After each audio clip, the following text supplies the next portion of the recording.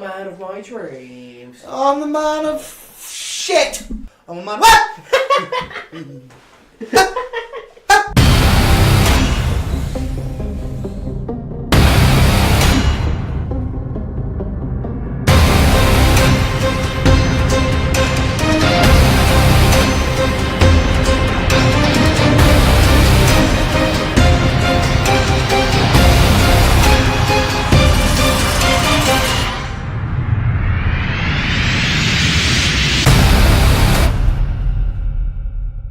Hi guys, you have just caught us having a very casual and not at all planned debate about horror movies.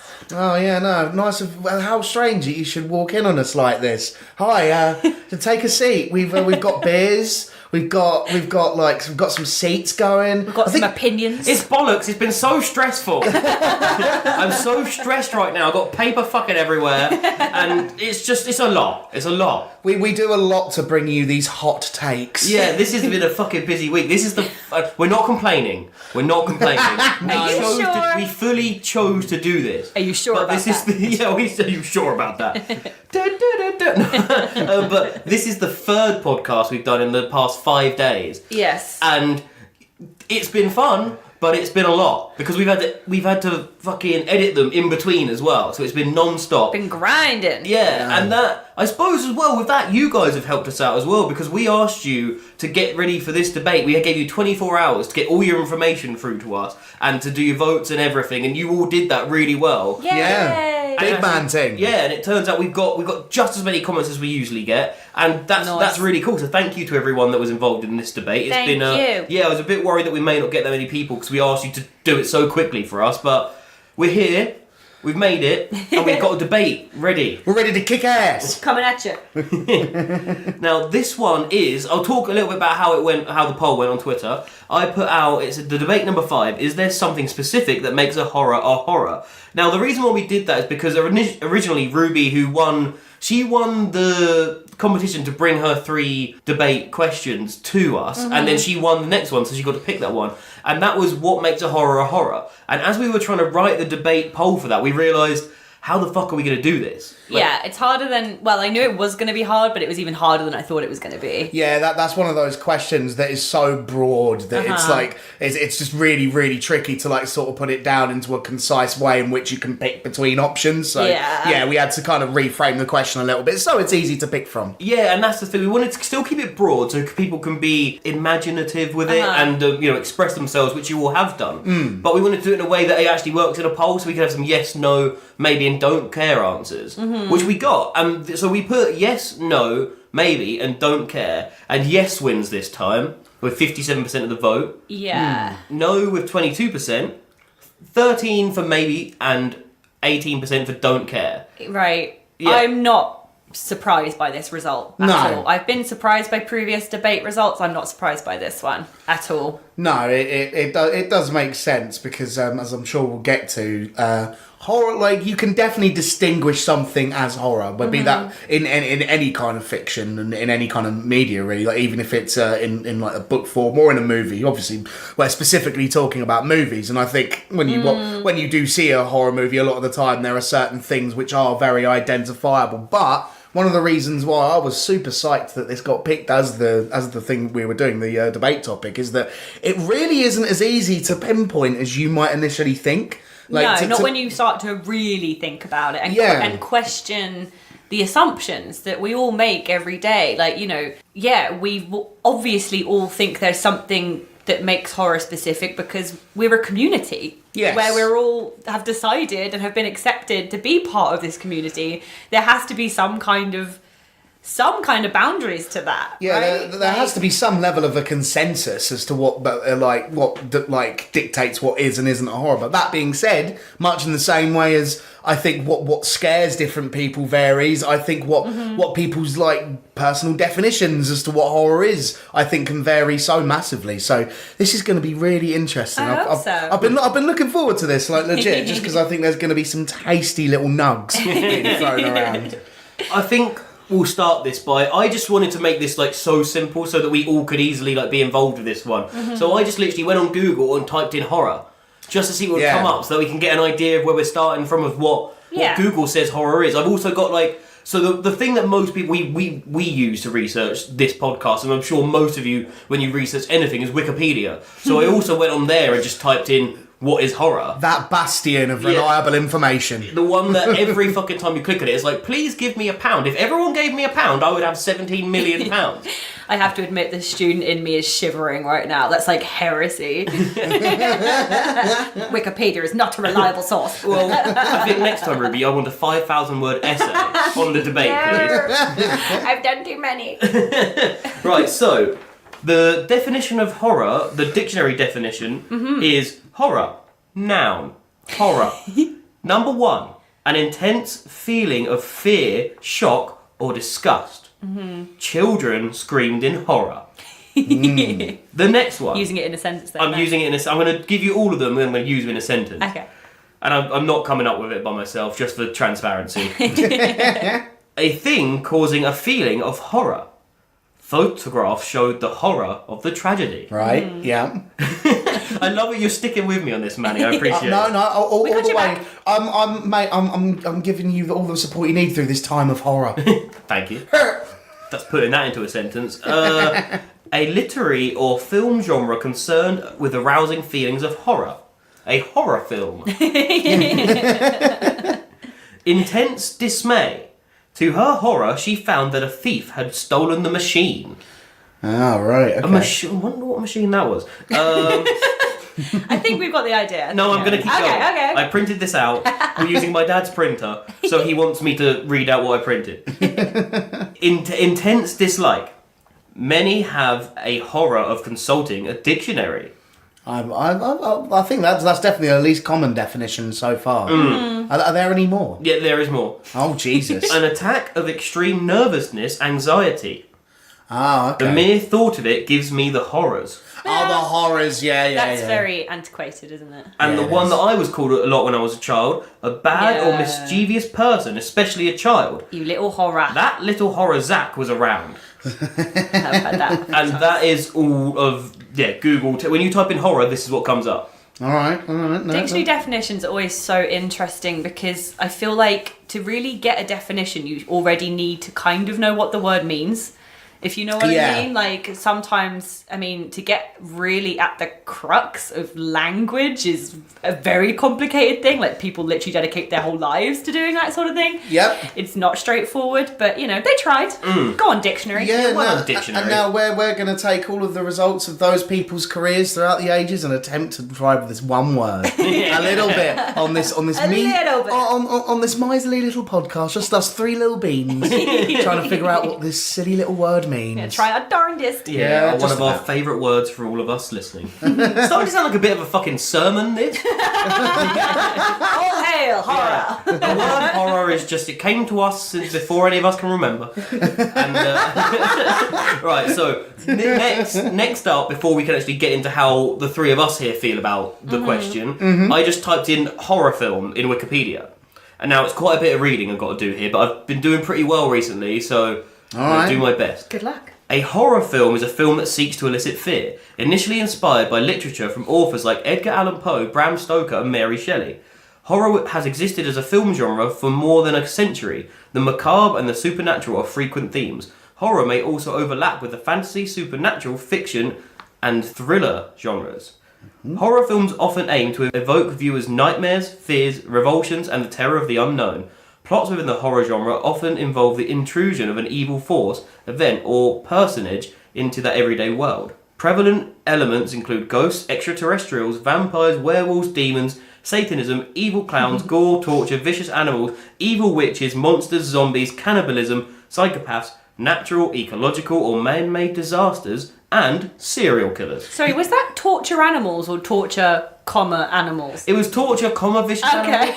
It wasn't my like little like fucked up thing I was trying to get in there. Like torture animal. Yeah, like a subliminal message, just to get all the people who listen to the podcast who support Peter. Yeah. But yeah, no, that little list there, I think he just listed all the fucking awesome things ever. Yeah, pretty much. Like more or less. Like as you're reading those off, I was just like, man, I want a movie with all of this shit in. Yeah, that's all the cool shit. We just got a 0.5 through that we're going to be doing later in the year called Velocipastor. Or how would I say it? Velocipasta? It's not pasta, because that sounds like the food. I think it's pasta. Yeah, Pasta. which I'm Pasta. sure some of you have heard of and we're very excited about. And the reason why I bring that up, because I just read on there like shit, but I didn't read dinosaurs. No. And this film, which is coming out, is a film about a priest, who becomes a velociraptor. And the tagline is, he's a man of the claw. How wonderful. Pushing the envelope, people. But would that be considered a horror film? This is what we're gonna work out, I think. I was Yeah. just thinking, you saying about dinosaurs not being on that list. Is there a horror film with dinosaurs in it? I mean, to be fair, Rephrasing that question, is Jurassic Park a horror film? it most certainly has horror-ish elements for sure. Especially if you're under the age of like 6. Yeah, no. When I first saw Jurassic Park as a small child, it scared the shit out of me. Like I remember that. Really? Yeah. I saw that film for the first time when I was about 4. I want to say I was about 5, or like Yeah. 6. Yeah, no. It fucking scared the shit out of me when I first watched it, man. I loved it. I still do. But yeah, the first one especially. There's a couple of scenes in that. The part where the guy gets like he's in his car, the fat dude, and the ink spitty thing comes in. I remember being like, ah, poor man. Yeah, no, bless him. Definitely plays on some classic tropes, that's for sure. Oh yeah, no, and does it fucking masterfully, might I add. Right, who wants to go first in what they feel the answer is? I will take my stab, because my one, as usual, is long-winded and winding and doesn't really have that much of a concise point, because I think it is not an easy answer. But essentially, what I think it boils down to, a tone, like the tone and atmosphere, I think are absolutely central.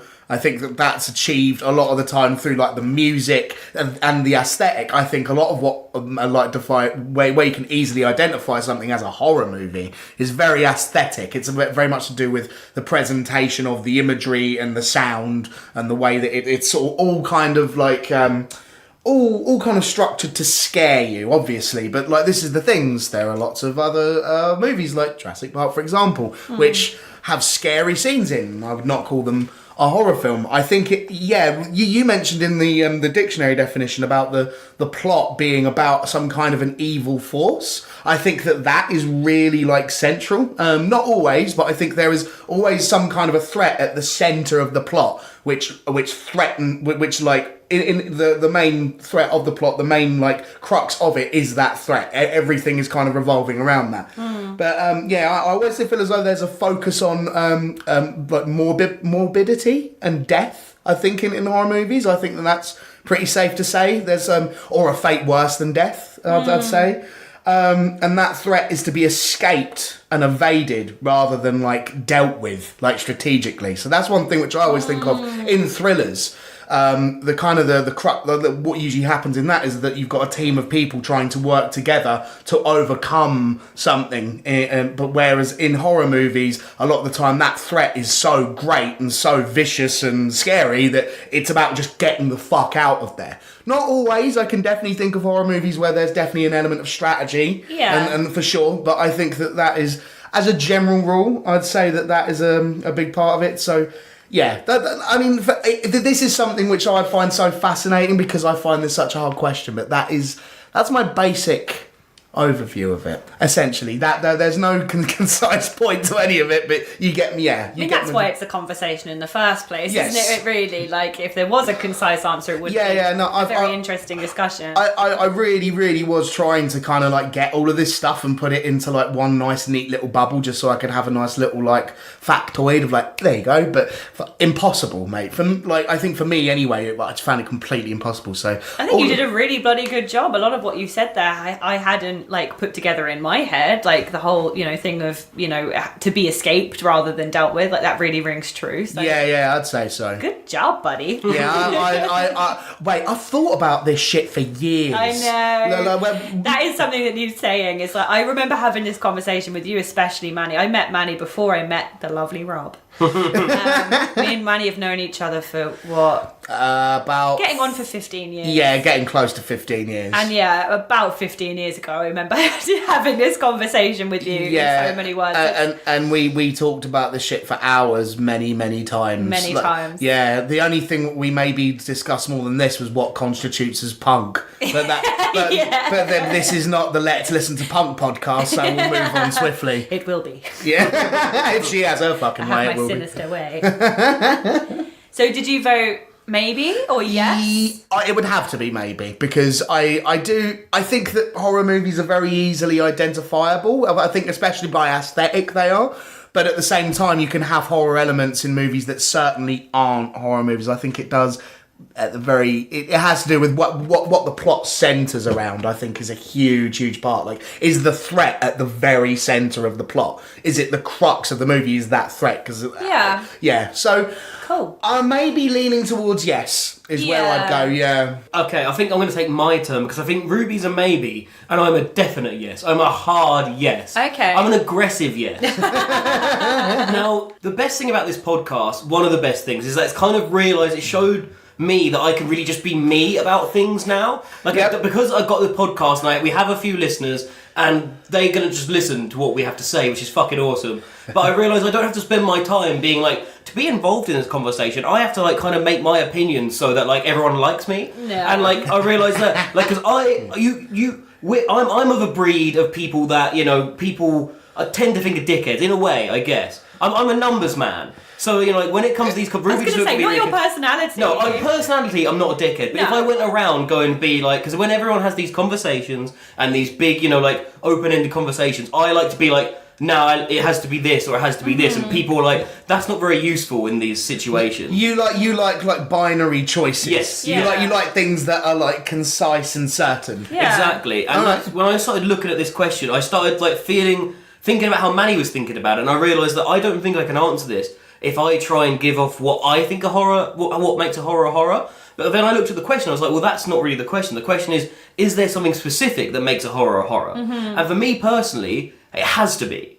On so many levels, it has to be. Because I know that a lot of people would say that like horror is subjective, and for me, it can't fucking be. Because that's ridiculous. Because that means that anything can be horror. You know, anyone could find a fucking bit of pavement scary and be like, that's horror. And that's bullshit. Yeah, well, this is the thing. I think that, like, is like, what do you think constitutes as horror, and what do you think constitutes as being scary? Yes. Are two very different questions. Yes. Yeah, and that's the thing that I kind of was thinking about. Is like, you know, like, because I was thinking about what, obviously, all of us, all you listeners and us here, we're horror fans. We watch horror films, and and mainly because we're told that they're horror films. I personally think, like, you know, like I watch a fucking trailer for something, and I know whether it's horror film or not based on the fact that it's done in a horror way. The way that they make trailers is specific to what makes a thing horror. You know, like fucking, like, you don't go see a film that's like, I don't know, Master and Commander with Russell Crowe. I wasn't sitting there going, maybe that's a horror. Maybe subjectively, I'll go there and be scared about Russell Crowe being the captain of a ship. Like, maybe you should be scared about Russell Crowe being the captain of a fucking ship. To be fair, that movie fucking sucks, and you're right, I should have been scared. Because I happily was like, yes, Mum, I'll go and see it. I was so wrong. Do you not like Master and Commander? I don't at all. Oh, I quite like that film.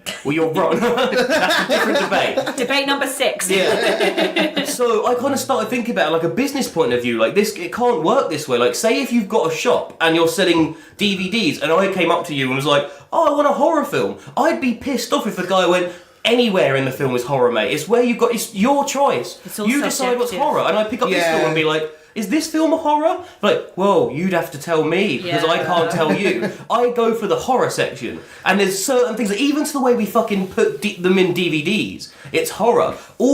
Everyone on Twitter that supports horror, is into horror, has very specific accounts and very specific names that show that they're into horror. Yes. So there is definitely something. I'm not trying to claim I know what that is, but I just know that there is something that we know it's a horror film. I mean, even for us, you know, like, when people send us their 0.5s, they're sending us horror films. Because we want them, and that's how they send it through to us. And that's the decision, is that we want horror films. They clearly have an idea of what their horror film is. Otherwise, because we haven't had a film sent to us and we're like, that's clearly fucking comedy. Like, why have you sent that to us? So even though we could be sent a film which is a horror movie with comedy elements. yeah, but we're You know never what I going to mean? get something that isn't horror. Yeah. And another thing I was thinking about is my sister. And if she's listening, I'm sorry for... No, this is not embarrassing. I don't think. But she was fucking terrified of the Urukais in Lord of the Rings. Like, she did not want to see Lord of the Rings. I know a few people who Yeah, and it's like, but that does... I mean, even though I'd love to do the debate whether or not Lord of the Rings is a horror disguised as a fantasy, as a fantasy disguise, but... It's gonna happen. Like, that film is not a horror film. No way, shape or form. But she was probably more scared of the Urukais than I've been in any fucking ever horror film I've seen. Yeah. Because she, like, physically couldn't get dragged in, and I will physically, like, fight my way to watch a horror film. So if it's down to like pure fear, then clearly for my sister, Lord of the Rings is the most horror film that has ever been made. Yeah. And that to me, it's got to be this kind of like thing, and that's why part of my stuff that I've researched is the genres of horror. Mm-hmm. I think it's got to fit in the genre of horror and fit in one of the specific genres that we have. Of which there are many. Yeah, because let's face it, horror is like, it's a marketable term. You know, like it's a thing. We have like Halloween, like. I mean, I know that, like, obviously in the UK, when people turn up to Halloween, we tend to dress up as scary things, but in America it's different. I know that, like, you'll turn up as, like, Homer Simpson, and that'll be horror. So maybe, like, this question is different in America because, of that, but for in the UK and Halloween, everyone knows what horror is, and it's all based on the tropes of films that we enjoy. So it's like everyone likes to get a bit spooky, and everyone appreciates what the iconography of spookiness and of horror. There is certainly something to be said about like the iconography of horror as a genre, which I think it goes way back beyond movies. I think like we're talking, we are talking like the classic horror literature and like the stuff, all of the kind of the things that have become cliche because of, like you were saying earlier, Edgar Allan Poe and Lovecraft and all these things that have become so ingrained in pop culture. Mm-hmm. But then again, like I think if you want to talk, I think there's also a discussion about genre at large to be made here, because is this not somewhat something which has been set down straight in lines by the people who kind of market these movies to get certain audiences in? Well, it has to be. You have to have like two fucking barriers, and we can add stuff in there, but it's almost like as a community we have to allow that to come in there. And I've got a genre here which I've never even really heard of that I've looked at. We'll go into it later, and it's like one of those kind of things of, could that be one that's like at the end of the goalpost trying to get in and has to wait for us all allowed to fucking score it? Sick football reference from me, by the way. Anyway, Ruby, would you like to give us your answer to this debate question? Okay. I'd like to begin with a quote. Oh god. You guys know how much I love a good quote. You can tell someone's doing a fucking masters. Shut it. It's just a really nice quote that I actually read years ago in a book that you bought me, actually, on the history of Gothic horror. And it's always really stuck with me. So when we came up with this debate, I was like, I've got to find that quote. I trawled through this book and I found it. So yeah, it begins. Basically, it's a comparison between what is terror and what is horror. Right. So yeah, it begins. Terror seeks to evoke by suggestion, by suspense. Horror displays in the hopes of producing disgust. Terror veils a potentially ghastly unknown and tempts the reader to peer through, to pull up a corner. Horror marches readers through catacombs filled with violated nuns, with the rotting corpses of infants, with entombed lovers turned cannibal. Terror remains discreet and seeks a unity of tone. Horror has an appetite for sudden variation, for the blackly comic, for the grotesque. And terror has been associated with the practice of women, whilst horror has been judged the province of men. Interesting. I know that last bit isn't very relevant to this, but I still just found it really, really interesting. Because it's essentially saying that terror deals with those sort of like more subtle violations, I guess, whereas horror is all about the in-your-face kind of all-out nastiness. Yeah, horror comes across with so much more like faff to it than terror. Like, you can portray terror with just one man chasing a woman in anywhere. In any environment, one man chasing a woman, you could portray that in terror. Yeah. But with horror, I feel like you'd have to have woods, you'd have to have like smoke, you'd have to be, know, that, like, and I feel like, I mean, obviously that isn't completely correct, but I understand what you mean by terror. I feel is like, is underlying. Yes. Whereas horror is like the amped deeply up. psychological rather than like you say. But I mean, that's not that I love that quote, and I think it's beautiful and fantastically written. But that's mainly dealing with like literally like Victorian Gothic. So that's quite a different, I guess, a subgenre of horror, you know. And it's quite again an antiquated way of looking at things. To be fair though, like I think so much horror has built off of the foundations that era laid down. That I do think you can quite easily sort of like go with that as like an archetype, because I think when a lot of people think of horror, they kind of like in its purest form, as much as I kind of hate putting it like that, but there is a truth to that, right? Like in its purest form, I think a lot of people do think of that sort of era of things, of like a lot of the classic writers, and I think so like I haven't thought about the difference between terror and horror, but now you've said it, that's definitely interesting. Terror is the beast lurking in the shadows watching your every move, and horror is it's jumping out of the shadows to tear your face off. It's coming face to face with those fears rather than just being afraid of coming face to face with them, I guess. It's a very difficult thing to articulate. But as much as I love that quote, I think when we discuss things like this, like when we put this poll up and we said what makes a horror, that's a very umbrella term, and that also encompasses terror. You know? Well, this is the reason why I made my thing, because our actual question we put up was, is there something specific that makes a horror? Mm-hmm. Yeah, right. So that's why, I feel that it's an even more tough question, because you could just answer that yes or no, but basically a lot of what I'm going to be saying is asking more questions than giving answers, because I think sometimes that's the best way to go, in a big roundabout way, to try and get some place or somewhere. You know, something I definitely want to bring up is, I can't remember which one of you said it now, I think it was you, Manny, but I think really important to emphasise here with this question is that there is a big difference between what makes a horror and what makes a horror scary. Yes. They are two different conversations, and what we tried to get at with this is what makes a horror. And of course, I think everybody's number one primal reaction to that would be, it has to be scary. You know, and then that's why we naturally go into the conversation of what makes something scary. But I think, that's a different conversation, and maybe one we'll have another time in a different debate, because I think it definitely deserves its own platform. we could do like one like what scares you the most. Completely. Which then it could be literally like dependent completely on how we feel. Mm-hmm. Which might be a bit easier to answer than this one. Maybe, probably.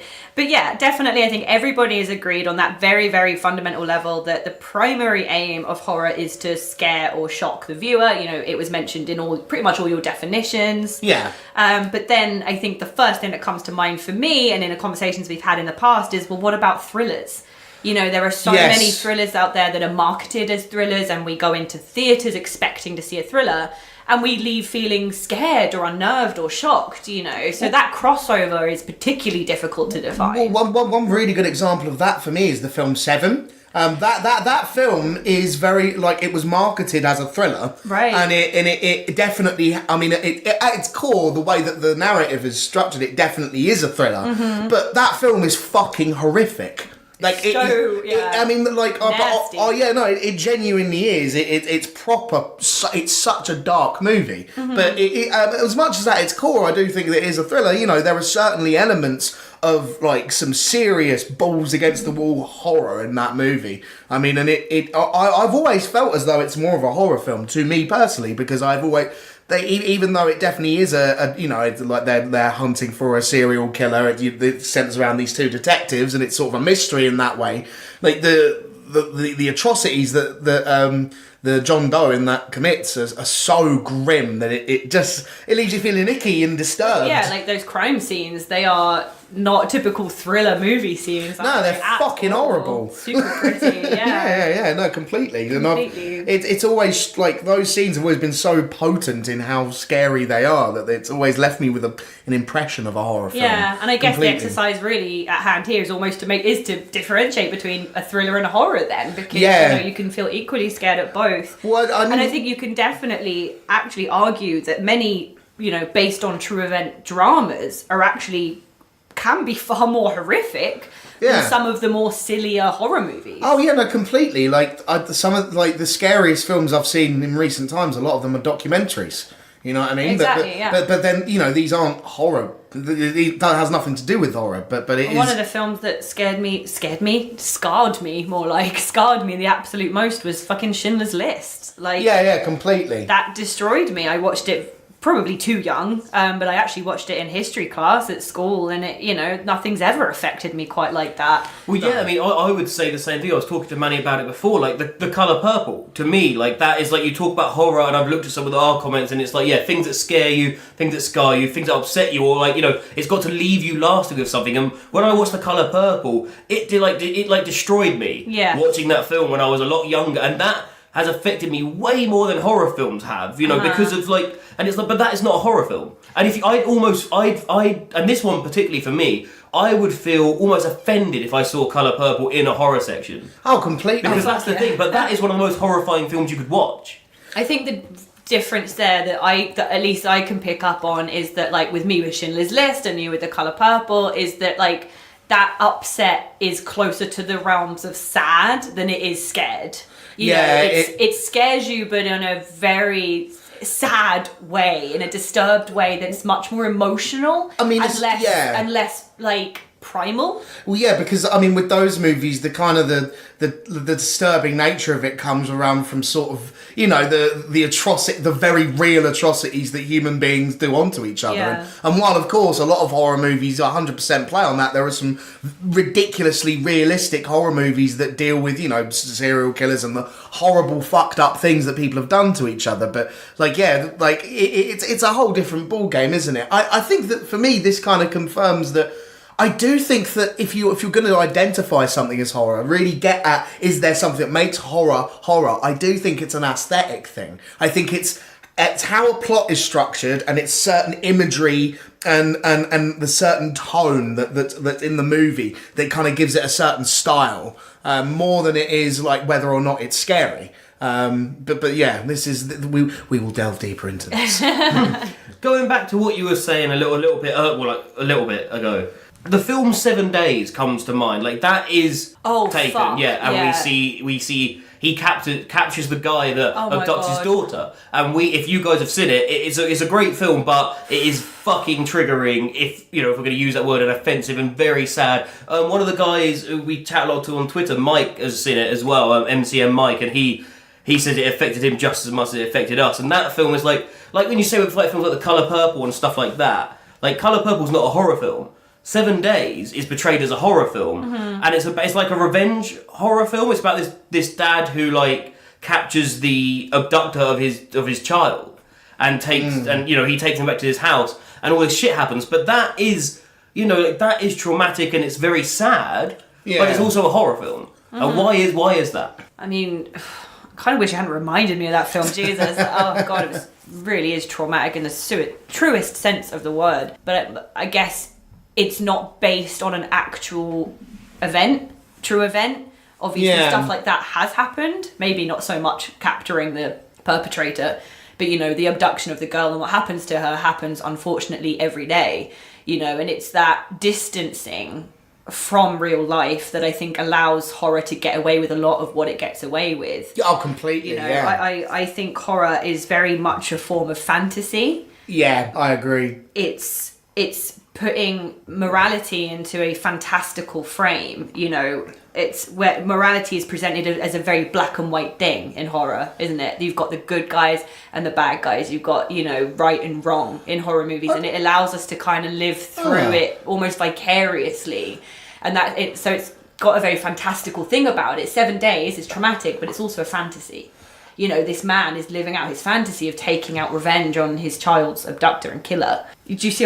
Do you know what I mean? I know, yeah. You look like I'm speaking crazy. I've got to say, as much as I know what you're talking about like the kind of the black and white morality thing, I would have to say I do disagree sometimes, because for me, like, and I mean, this just goes into my personal taste with stories in general, is that I absolutely love grey area in sort of morality in stories, like where for example, where a hero turns out to have really fucking questionable motives. Yeah. So what I mean, and things like that. And For me, I mean, I'm trying to think of examples off the top of my head and failing, but I know for a fact I've seen horror movies that definitely play with that. Because to me, like that is like a genuinely scary thing to tap into anyway. Is like the idea that, you know, you might have like a goal which you're getting to, like where you're trying to save someone's life, for example, but there's like an element of you that is leading you down a dark path yourself. You know what I mean? And on the opposite end of things, the bad guy might have a really fucking good point, you know? Like, yeah, no, I completely agree with you. I'm not saying I don't enjoy that. And I enjoy that, and that's definitely something that comes up in good, decent horror movies. But, you know, think about the classics. Think The Shining. We all know who the bad guy is in The Shining. We know who the good guys are. We know who the innocents are. Yeah. You know, The Exorcist. We know who the bad guy is. It's the demon possessing Regan and her family, and Regan and the victim. You know, it's those classic horror stories that we will reference for time immemorial. So it like horror stories in like the archetypal sense, like of course, yeah. You know, yeah. I agree with you there. Yeah. Upon which the vast majority of even modern horror is still built upon the same kind of building blocks. Yeah. I think there's a part of me that kind of thinks, to get into a bit of kink talk. She's having her time again. No, I just couldn't think of a better way to word it. There's a part of me that thinks, in a way, horror is all about the money shot rather than about the foreplay. Like, something that makes it a horror and not like just a drama or a thriller is it's seeing those fears enacted on screen in front of your eyes, you know, actually happening. Sure. It's that the monster coming out of the bushes rather than just stalking you, I guess. Like, and that's the best way I can think to word it. Yeah, anyway. I mean, I do get that, but I feel like, honestly, horror, the money shot is all about the foreplay. If we don't have decent foreplay, the money shot is a waste of time, which we all know. Again, I completely agree. That's what makes a horror film good, is that build up and the foreplay. But it's getting to that point. So you mean like a drama, we're not actually ever going to get the money shot? Not you just have the foreplay. I mean, you would, but you know, the dramatic money shot. I feel like a little bit like what Netflix series are like at the moment. You know, the ones I say to you are the thoughtful ones. It's a lot about the foreplay and the drama, but you never really get anywhere, which is what I quite like in horror, because like you say, there is going to be the money shot, there's going to be the payoff, the ghost, the monster, the thing, the death, the everything. There's going to be something. Yeah, imagine an entire horror film where, you know, it's a haunted house or something and someone's being stalked by a ghost, but nothing ever actually happens. Netflix is going to fucking make that film. Guarantee it. We get the bumps in the attic, but we never get the big confrontation. Exactly. Or anything like that. It would be crazy. Yeah. Everyone would have massive blue balls afterwards. Yeah. This analogy works too well. So what you're saying is that horror, for it to be a horror film, it has to go the same way of sex. Basically, yeah. Fair enough, okay. I mean, and to be fair, I do think that even taking that literally, there's always been a huge element of sexuality in horror. Massively. In the undertones. In fact, I'd go as far like... Well, no, that's not true. That's definitely... You can definitely say that of certain styles of thriller. I mean, literally, you know, erotic thrillers and other things like that. But, in a lot of... I do think that kind of that dark... sexuality, definitely. I mean, I always think of like your Dracula as the obvious one to use. I mean, you know, that villain has an absolute sexual magnetism about him. You know what I mean? And I always feel as though that's been played upon since time immemorial, especially in times more repressed, because that was a way to really fucking get to people. Like, you know, especially the turn of the last century. You know, I mean, that used to really fuck with people because people didn't talk about this in such an open way back then. But it has become quite like a staple as a result of that, I think. I was just thinking, do I find the Xenomorph sexy? It's certainly sexual. I don't find it sexy. The Xenomorph is undeniably sexual. It's like, you know, I mean, like H.R. Geiger specifically designed that. Sexualized, maybe. Yeah, no, he designed like it looks phallic. You can see things on it that look like vaginas. You know, it's you know, like literally the face hugger is a fucking rapist. He fucking impregnates his with But do you teeth. find it sexy? I mean, because a fucking rocket is phallic, and I don't want to bang one of those. I mean, if I was with someone and I loved them very, very much, and they came to the bedroom one night dressed as the fucking Xenomorph, I mean, I wouldn't necessarily kick them out of bed. Just, you know what I mean? Like, it's not exactly a go-to for me personally, but you know, it could be. I'm open. That's what I'm saying. Fair enough, listeners. And Manny is open Just so you know. to Xenomorph love time. That can be an invitation. It can not be. In fact, I don't want to say that on the internet.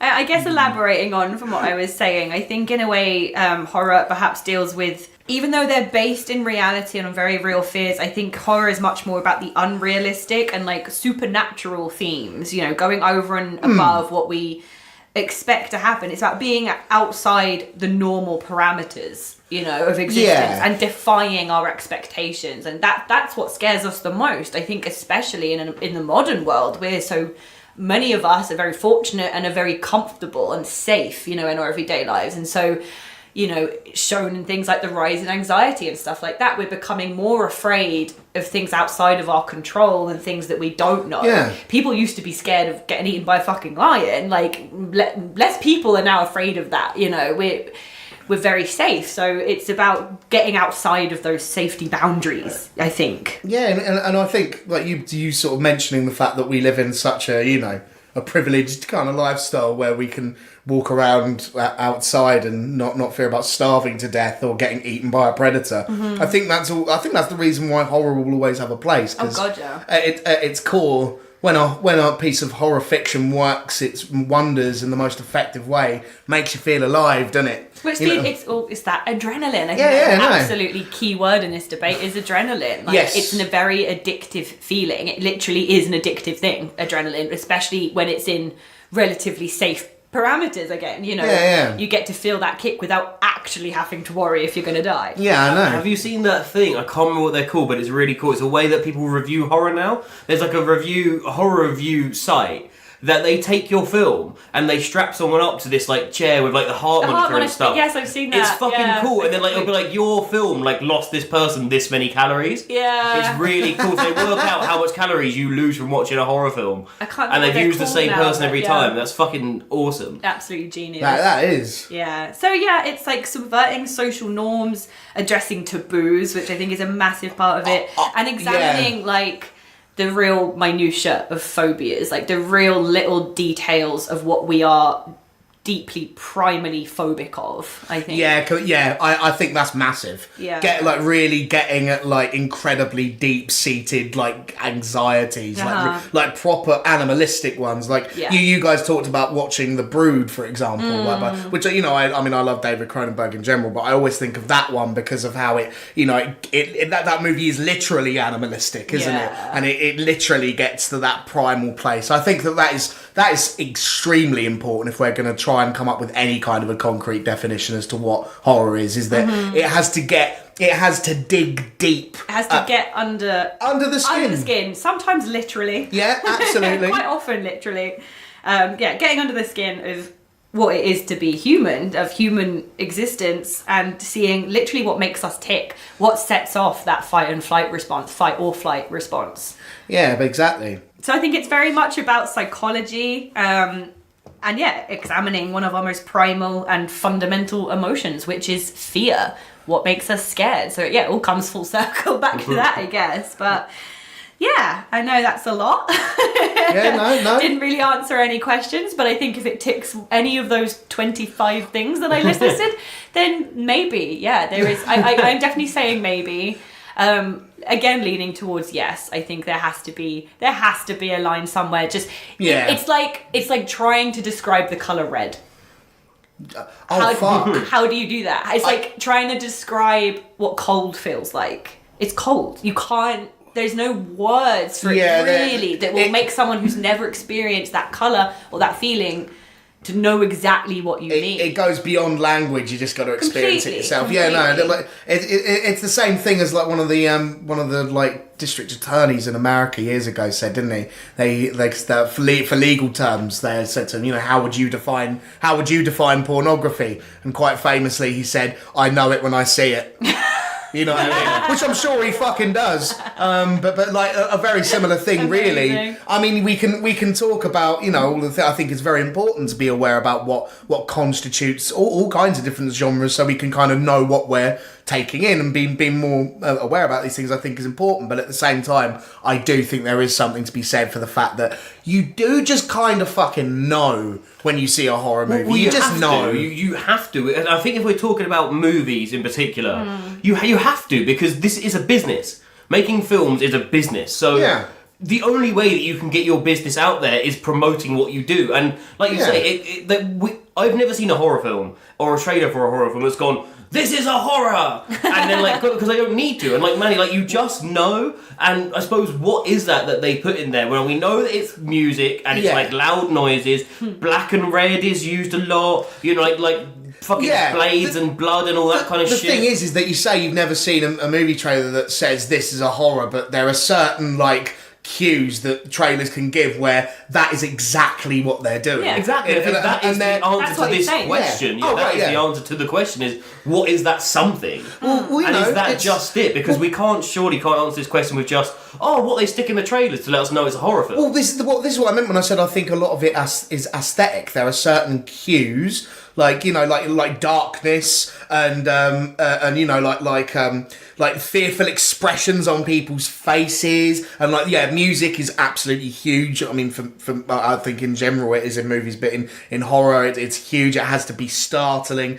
It has to have an element of a lack of control as well. There's a fantastic quote I heard from John Landis, and I absolutely love this quote. He says, and he actually gives his personal definition as to what he thinks the difference between a thriller and a horror movie is. And he says, you know, a thriller is like riding on a ghost train. You get your chills and your spills, but you're going along a predetermined path where everything's coming at you and it's all being presented to you in a very specific way, so it all unravels in a certain way. Whereas he said, when you watch a horror movie and it works ineffectively, you feel like you're being directed by a complete madman. And when it should give you the same feeling as if you were locked in a car, like or unable to get out, and the car was going downhill at 80 miles an hour towards like cars speeding at an intersection, like just being like, oh fuck. You know what I mean? Like, which I think that does pretty much nail how I kind of feel about it, actually. It's sort of like a feeling of, the dread, the terror, like what, I don't know what's going to fucking happen. Shit. Embracing the chaos. Yeah. I mean, that's the thing. It's tough for me because obviously, as a survival horror fan, I sometimes I like watching a horror that is not even trying to scare me a little bit. Oh yeah, I completely. think that, one of my favourite survival horror films is the Dawn of the Dead remake. Like, no part of that is scary. And I think even on the especially where even my sister, because she's watched Walking Dead, she probably could watch that now, and she's the one that was scared of the fucking Uruk-hai. Yeah. She would watch that now and be like, this is tame. But to me, it's a horror and it's fucking amazing and great. But it's not like you say, it's weird, because I completely agree with you with that being strapped in a car. But in that film, I don't get that at all. But I would still call that a horror film. And is that because of the way that it's promoted? Like, even the front cover of the DVD, it's like the girl's face with the dark eyes. With all blood down her and everything. It has the horror aesthetics. Well, yeah, that's it. There is definitely visual cues and certain plot devices that are used, which are definably horror. You know, it is all to do. It's all to do with threat. It's about when there is a central threat that looks like it's going to envelop all of the characters. The entire situation they're in is going to be fucking doomed unless they do something about it or get away from it. And that threat looms over absolutely everything. And it's a visual thing. Darkness, blood, like things that are decrepit and old and breaking apart and decaying, and it's these certain things which they're all things which very deep down make us think of death and decay and sorrow and all that good stuff. I'm going to break a podcast rule here. Go for it. I'm going to tell you guys the film we're going to be doing next Thursday now. And the reason being is because I think it might go with this episode. Right. Now, the reason why I get to pick this horror film is because I don't get a chance to win any of the competition rounds because I do the questions. So I've decided I'm going to pick the film. We've just done Guilty Pleasure Month. And the reason why I'm picking it is because of this debate we were talking about. And I started thinking, what is a film that terrified me from my childhood? Okay. And Now, you guys may disagree with this, and I'm sure no one's going to think this is a horror, but to me, when I was a child, this was the fucking, like, horroriest of horrors. And it is Disney's The Black Cauldron. Okay. Okay. Yeah, no, that is definitely not a horror film. But it's got everything you need in it. That's the thing, like, we've just said all this stuff. It's got a black cauldron, it's got a guy with a fucking skull head, it's got the scary music, it's got death, it's got threat, it's got everything in it. It's just got under the guise of that Disney name, but it's got everything a fucking horror film has, and it's fucking terrifying. So that's why I'm doing it, is because, like... No. Interesting. I like a curveball. I enjoy a curveball. I've never seen it, so... I saw it when I was a lot younger, so that's going to be very interesting. But yeah, no, that does 100% pertain to what we're talking about here. Because to me, I mean, like, yeah, there are certainly horror elements, without question, in that story. But horror film? No. But this is the thing, but why? Because it's got everything that you just said. For me, it's about, like, the tone isn't severe enough. There is something to be said as well for me about in a horror movie that the intensity levels need to be high and sustained. But that fucking scene where you see the fucking dude, the main Black Cauldron dude, that's one of the most intense scenes I've ever seen. I feel this film has got that intensity the whole way through it because of the journey that they're on and the sacrifices made to try and fucking get through it. To be fair, you might be right. Yeah. I haven't seen that film in years and years and years, so that's why I wanted to bring that, because I thought, like, trying to use a Disney film in this answer, because yeah, it's Disney. It can't be a horror film. You can't have a Disney film in the horror section at any store.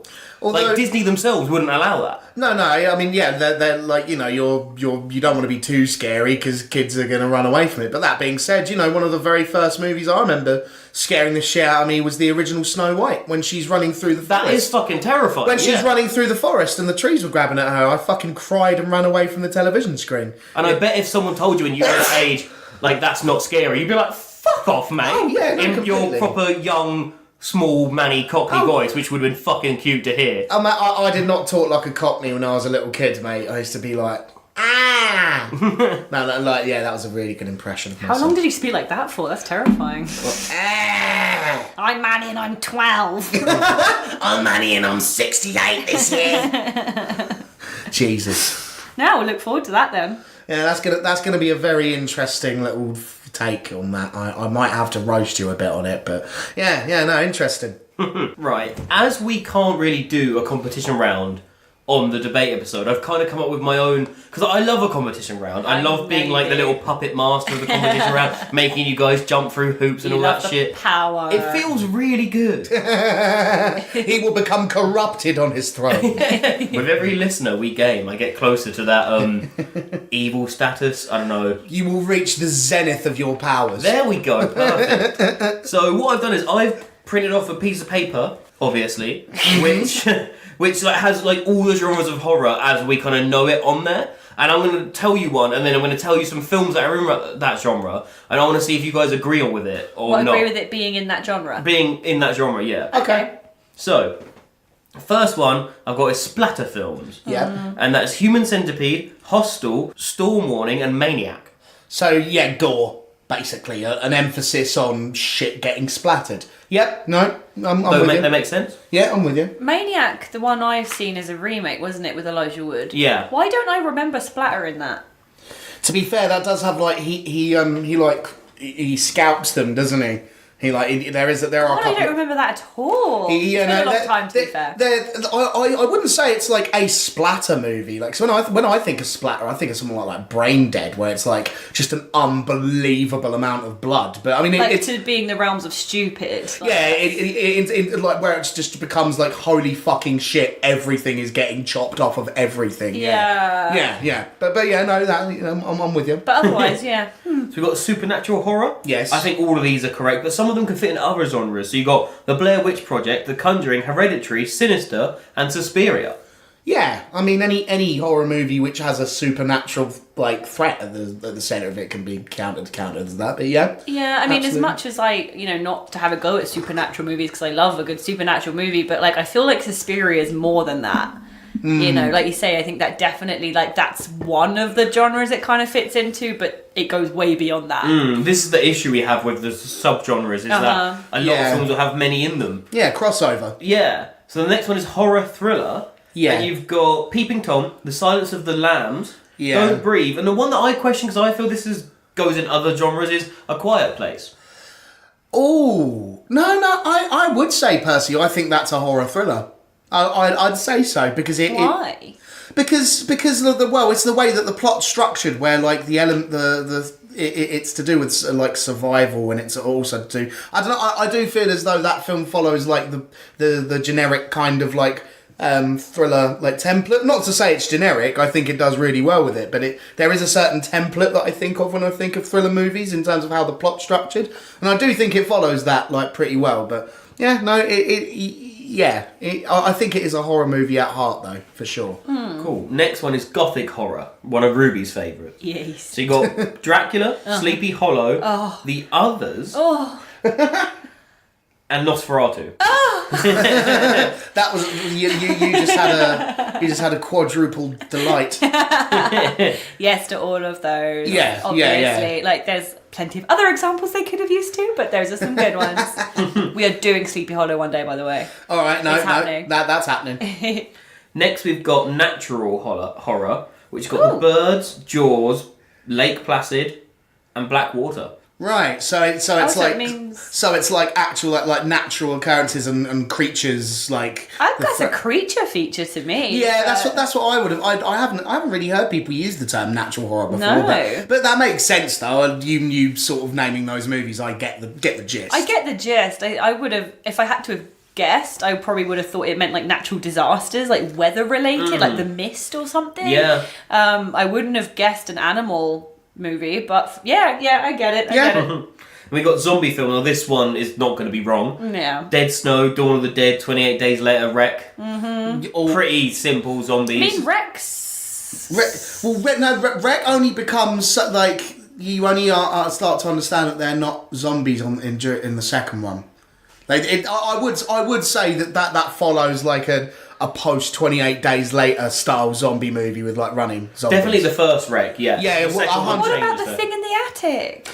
Yeah, but that's like the final scene. The chunk of the movie That's involved. the best scene. It is the best. It is the scariest bit of the movie. I'd agree, but for me, like that film definitely follows a very claustrophobic one. But it is a zombie movie. It involves people who've been like possessed by an evil who come at you and go, ah, you know. I guess I'll allow it. And then we've got found footage horror, which of course is our first crossover into Blair Witch Project, Paranormal Activity, Cloverfield. Yeah.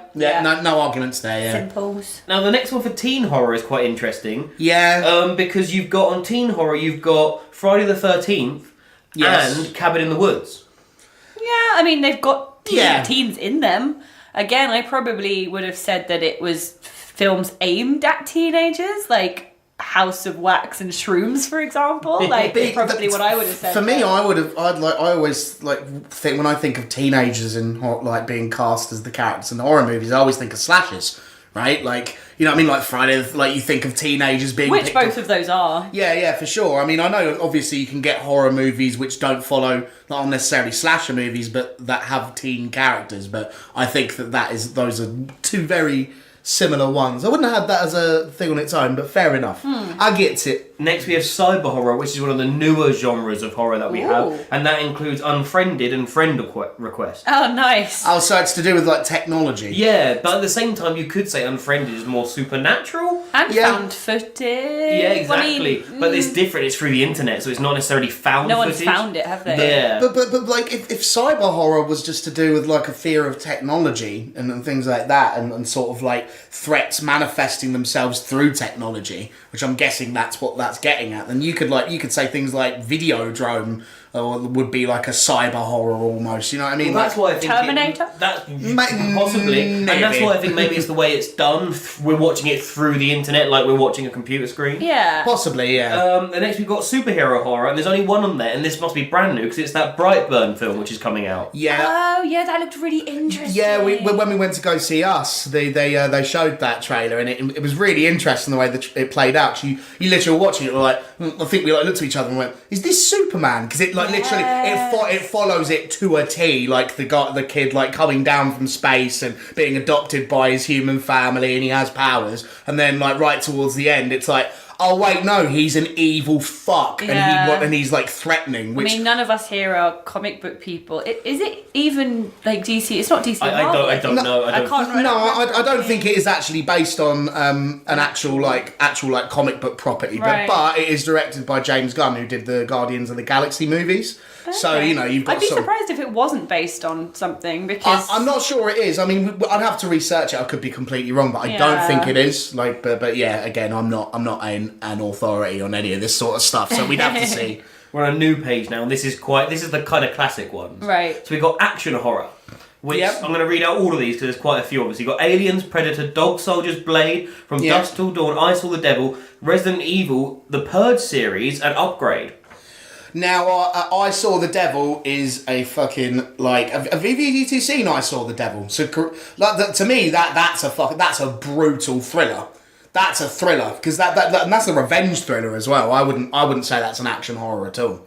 But action and thriller, that's again another crossover there. Yeah, oh man, huge. But I mean, action horror is certainly a thing. I think that I've always kind of thought of as the main sort of aims of those two genres as being quite at odds with each other in a way. Like, action movies are all about, like, you know, just like action and you know, like combat and being dead on and guns and knives. I think it's and all a good way to describe how. Like, the first Purge is not an action movie. It's a home invasion movie. Yes. Straight up. And I love the first Purge. I think it's fantastic. All of the sequels I was just not a big fan of, and they are hardcore action. Yeah, for sure. They're not scary in that horror sense of the word. They're nerve-wracking because of the action and the tension, but they go totally out of the realms of horror for me. Yeah. Cool. Next up we have body horror. Right, and this is where we shout out to David Cronenberg, because basically all his films are on this list. He's the granddaddy. He's the granddad. You know, it's got like The Fly, it's got Videodrome. We've also got The Thing, and we've also got American Mary is on this, because that's got some body modification in it. Yes. Yeah, so that's why you can put that in there. Mm-hmm. Yeah, no, I think we're all fans of some good body horror in this room, aren't we? Yes. Definitely. We got comedy horror. And this is where films you wouldn't necessarily say horror are in. So you got Beetlejuice, that's in there. Yeah, very. Zombieland, Shaun of the Dead, Army of Darkness, and even Ghostbusters is on this one. Oh. No, I think it deserves a play. Like, the one thing they all have in common is that they use like horror tropes in a comedic way. Like you know, Zombieland is not scary in the slightest, but it plays on zombie movies, right? So, and in the same way, I know maybe Ghostbusters, you'd be like, what the fuck? But it is talking about ghosts and the supernatural, even though there's only one scene in the whole movie, really, which you could even like take as being possibly scary, but it is a comedy. But I think comedy and horror is one of the hardest things to meld, because a lot of those... I feel like a lot of those films, like I'm mainly thinking about Beetlejuice here, like they're almost like love letters to horror films. Yes, definitely. Rather than horror films themselves. Shaun of the Dead too, 100%. Exactly, they're made by people who enjoy those movies but don't necessarily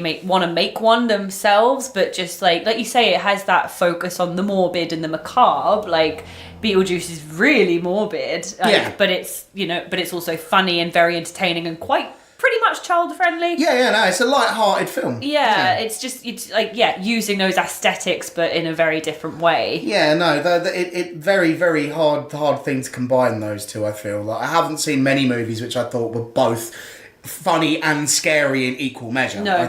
It's really hard for sure. Next up, we have holiday horror. And that's things like April Fool's Day, Black Christmas, My Bloody Valentine, Halloween. Okay. Happy Death Day. Yep, Happy Death Day. Well, maybe, yeah. Actually, Happy Death Day. I mean, it's about a birthday, sort of. Yeah. I don't know if this is more centered. I mean, you could put that in there, because if you feel like that's the way, then... Yeah. Has there been an Easter-related horror movie? There's been that short that we saw, which was the Easter Rabbit one, and Holiday. I think it was actually on one called Holidays. The anthology called Holidays, yeah. Yeah, and there's one about the Easter Bunny, and it's fucking awesome. It's so good. Alright, I've got to get around to watching. Got to check that out. Yeah. Now we've got Horror Adventure. Now this one is really a bit annoying to see, because it's kind of almost very similar to the natural horror. Okay. So we've got Jaws on here, Anaconda, Cannibal Holocaust, King Kong, and The Descent. So some of it seems to be more the natural horror, and some of it is like, I guess The Descent, because it's like the adventure down into the... I get The Descent, yeah. I mean, I guess it, like, because obviously if you look at, like, adventure movies, I mean, like, the most archetypal one of those I always think of is, like, an Indiana Jones. It's about, like, someone going to, like, a faraway place to explore, but you combine that with like a horror element. I could see that working. I mean, to be fair, talking about Indiana Jones, that bit in the, like, is it the first one where it melts his fucking face off? When I was a kid, I was just like, oh, that's so gnarly. Now we have horror drama, and this is ones like that. Okay, so you've got Babadook, Lights Out, The Fly, Let the Right One In, Exorcism Mama, The Sixth Sense, and Audition. And I don't know why Lights Out necessarily is in there, because to me that's just like a supernatural film. Yeah, I think so too. If I remember rightly, again, it's been a while. I think we watched that literally when it came out. I think is there some family drama mixed up in that, possibly? I can't remember it very well. I think there's something like that going on. Yeah. Let the Right One In obviously sticks out to me. That is a drama, but it is primarily a romance. So I would have put it more in the gothic side of things than that maybe the drama side of things, but it fits nice. It fits well enough. Yeah, just about. Next up, one that the three of us know a lot about now because of the podcast is low budget horror. Yay. Absolutely. So shout out to all of our 0.5s that we've done. You're all in this one, but on this list, it's got Night of the Living Dead, The Blair Witch Project, and Saw. Saw was made. The first one was made on like absolutely fuck all, which is surprising because I think it's a great looking movie. It like, really is. You know what I mean? So like big ups. You know what I mean? They did do well with their but yeah, the other two are obviously like legendary examples. You know, weird genre though. I don't think I would have called that a genre. Yeah, it's not like something where like anything's going to be manifesting in the plot as a result of a genre. It's just it's just the way that it looks more than anything. And it's to do with the production, yeah, like, rather than the actual story or the aesthetic or presentation or anything like that. Yeah. Mm-hmm. In terms of what it's trying to achieve. Yeah, exactly. Now we have psychological horror, which is The Shining, Rosemary's Baby, Silent Hill, The Uninvited, and Get Out. Yeah, I'd say so. This reminds me, actually, I kind of wanted to bring up Jordan Peele because I think he's a really good way to explore this, like, what is horror. I've read a load of stuff, especially since Us has come out, and in the build-up to Us coming out, a load of stuff online where there's just massive ongoing debate of whether Us and Get Out are horror movies, which is a crazy, ridiculous, stupid debate. Of course they're horror movies. At the end of the day, Jordan Peele says they're horror movies. That's what they are. You know, yeah. Like, in my mind, and especially after seeing Us, like, the best way for me to summarize that was social horror. And I don't know, I may have read that somewhere, like, I don't think I've come up with that, but, you know, just in that moment I was like, it's a social horror. It's not a horror, again, in the traditional sense. You know, it's not a slasher, it's not it's supernatural in the way that we understand it, but it's about social commentary. I really like Jordan Peele and I really enjoy his movies, but I was reading an interview with him a few weeks back, and he sort of, I mean, maybe he was taken out of context a little bit, and often are in interviews. Yeah. But he sort of was talking about how he'd sort of used social commentary in his horror movies, and the way the quote was made it almost sound like it was something he'd come up with. And that bugged me a little bit, because it's like, social commentary in horror is not new. No, it's not by any stretch of the imagination. Like, a lot of what we've been getting at here is about how a lot of horror is putting a mirror up to ourselves and to the societies we live in. Yeah. Like it's a lot of metaphor, mostly metaphor, you know. Well, you were talking about the remake of Dawn of the Dead earlier. You can watch the original one, and I mean the fact that takes place in a shopping mall, and there's a lot of like subtle and also not so subtle digs at like consumer capitalism, where we see shots of the zombies like literally mulling through and then retain a little bit of their memory, so they're just sort of like not even thinking about it, looking through clothes, just barely thinking, like, you know what I mean? It's not subtle, but like, yeah, the point being, like, yeah, that's definitely been going on for a very long time. It's just that I think he's definitely the most prevalent right now. For sure. I mean, successful. But what was that genre you said? Psychological horror. Oh, yeah, it's that too. It's definitely that too. Yeah, I mean, it gets to like the nitty gritty. The characters like doubts, and like it sort of uses like unreliable narrator things, and you know, it's a head fuck. And I've got to say, I mean, me personally, man, most of my favourite like horror movies involve some level of head fuck, like some level of like what the fuck. That to me is just something which I hold on to dearly. I love it. Got two more. We got science fiction horror.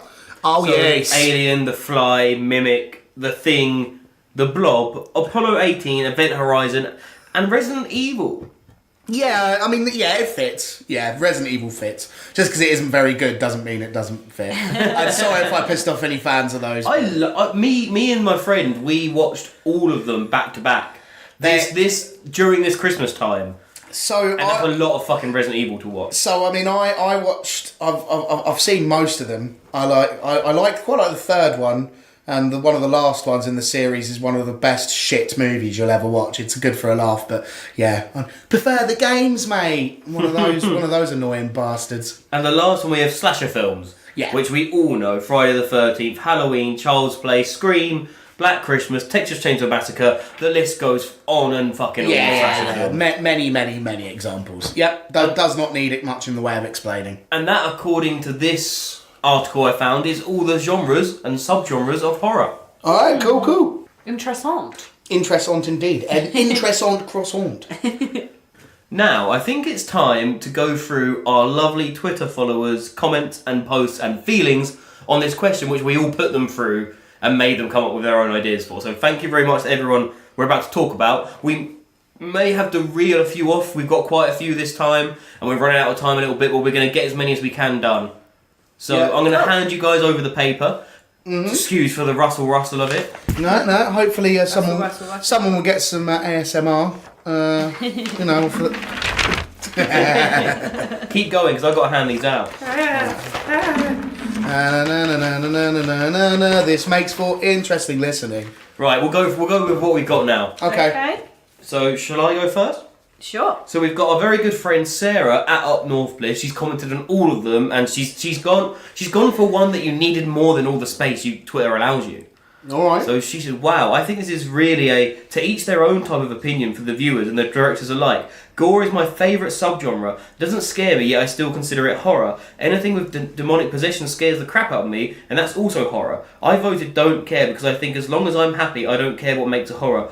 Just don't make me watch Twilight and I'll be happy." Fair enough. And I think that's probably going to be a theme we see a lot in this, is that a lot of people feel like it's your own thing. And I feel that's really good in a way. Obviously, like I said before, I feel like you have to have these lines. Robbie likes rules. And I do like my rules, that's why I'm the question master. But at the same time, because Sarah said like she's kind of going within horror, and I suppose you can be, the audience can be subjective when it comes to, if you're playing within those posts. Right, that you can pick and choose what you actually think a horror is out of those horror films. Mm-hmm. I'd like to know, like ask someone like Sarah the question of what she feels like gothic horror, is that horror? Or is it, you know, is it just gore and is it just demonic possession that she thinks horror, which I'm sure isn't. I'm sure she's just explaining what she's scared of. Yeah. I mean, I think those definitely fit within the bracket for sure. You know, 100%. Cool. So the next one is from our girl Chucky's side chick at Freddy's Muse. So lovely to hear from you as always. Hey, Kristen. Hey. And she says that she said maybe. The reason is, even though I lean towards yes, there is an aspect of what scares you. Something could not be considered a horror movie, like the whole is Jaws a horror movie debate, but someone who is terrified of sharks sees it as a horror hands down. Yeah. There could be a fine line here, and obviously most movies that fall into the horror genre have the specific thing in it to make it horror. But certain movies could be considered thriller when others consider it horror due to it scaring the shit out of them. Absolutely. No, I mean, we can talk for ages and ages about certain movies which aren't considered horror, which fuck the whole shit up. Yeah, but, you know, for sure. But no, it's definitely that subjectivity thing that, as much as it irritates Rob for the lack of boundaries and structure, it's something I very much enjoy playing with. And you know, just if someone comes to you and say this scared the shit out of me, I couldn't sleep at night, and it's Leprechaun, you know. I mean, that's a bad example because that is considered to be horror for some reason. But you know, if it's, I don't know, Homes Under the Hammer. Sure. Then who are you to tell them otherwise? You know, again, if someone says, I think that's red, who are you to tell them otherwise? Yeah, every time that gavel hits that bit on the table, I just shit myself. Now, we've received a very good one from Mitch Meredith, at Mitch Meredith, who starts us off with a quote: "Horror is the undoing of good, according to Stephen King." Who I think he's a bit of an authority on horror. Stephen King, just a tad. I think he knows a bit about the subject, so you might want to take a bit of pinch of salt. I don't know. But yeah, it says horror should be scary, and what's scary is very subjective to every individual. Just my 2 cents worth. Mm-hmm. Absolutely, I think we can all agree on that. Definitely. I'm going to read out a couple of mine, just so we can get through it. So we've got William Schumper, and he's one of our horror family, so thank you very much for being involved with this, at Better Brains B. And it's a quote: "Man's greatest fear is the fear of the unknown," by H.P. Lovecraft. Always nice to chuck a little bit of HP in there. Mm-hmm. And other one's Crash Palace, another one of the horror family, at Crash Palace. "The concept of the other is a must, as well as facing the notion of the uncanny." Mm. Yeah, absolutely. The uncanny is a very good shout, actually. That definitely plays a huge part in horror, for sure. Yeah, for sure. Mm. So my next comment is from Horror and Cannabidoil, at cannabidoil_TWI, I think. "The filmmakers make the decision which genre the movies belong to, as do us fans. You sometimes can't separate certain movies because it comes down to personal choice. I've seen suspense movies that have scared the fuck out of me. It's a fine line, guys." Very much so. Yeah, everyone's big on this subjectivity. Bang! I know. Yeah, who'd have thought it? My next one's from Kimberly Napolitano. Sorry if I'm butchering that. At Kim Nappy. She says, "I'm into ghost stories, paranormal and monsters. Put all three in with some psychological crazy. Perfect horror for me."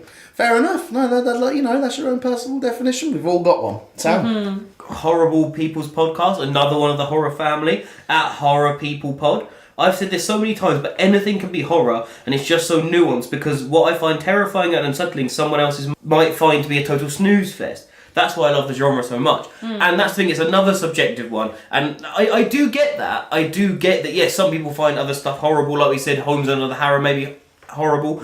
But if, for me personally, answering the question, it's got to be, is it a horror film? Is it a horror film? And we can't say, regardless of how much... You could come to me and show me a room filled of shit that you've made because of Homes Under the Harrow, and I'm still like, sorry mate, that's not a horror thing. It's not horror. Like, it can't be. What's in the room full of shit? The person's shit. They've shit themselves because they watched it. Yes. I was really confused. Is this some kind of poo art? Yeah. Good grief. Yeah, it's got, like...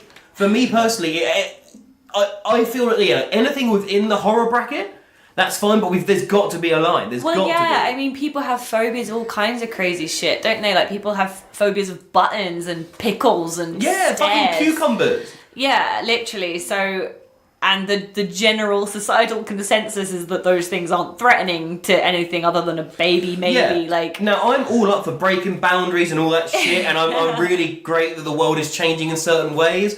But at the same time, I'm just saying that if I was to make a fucking Robbie's movie emporium, I'd have to have a section which was horror. I have to. And one that's comedy and one that's fantasy. Yeah. Yeah. Or Sure. I just fuck it and go, look, people, because of all of the way you all feel. The question is, how do you decide which movies go into that section? That's the question. See, I took the question as like, is there something specific that makes a horror? Mm-hmm. Not like whether you think that or I think that. It's whether I think there is something specific that makes a horror. You just don't know what it is. I don't, and that's Right. I don't think I could claim to know what it is. No. Because it's so subjective. Yeah, But right. it's also got to be subjective within the boundaries. You're speaking yourself in circles here. If you don't want to do any more comments for the next half an hour, and I'll go on a little Robbie monologue, I will. All right then, mate. Well, actually, no, not all right then, mate, because we think we should move swiftly on. So my next comment is from Jason Roxton, hashtag Jake Crew at Jason Roxton. And they said, did not even know that was a debate. I think he's referring back to, this is a reply to Freddie's Muse earlier on when she mentioned Jaws. He says he didn't even know that was a debate. Jaws has always been a horror. Did not even know that was in doubt. I mean, it literally made people afraid to go into the water. So yeah, to have that real life effect on people as well, that's a really big deal, to make people actually carry those fears forward into their everyday life is pretty mad. That had a massive impact, George. Massive, and a definite big sticker of this is a horror movie. I'd say so. Jason continues and says, I really think A Clockwork Orange belongs in the horror genre. I mean, it made and set the bar for home invasion movies. See The Strangers, Funny Games, The Last House on the Left. Still perplexed as to why it is not horror.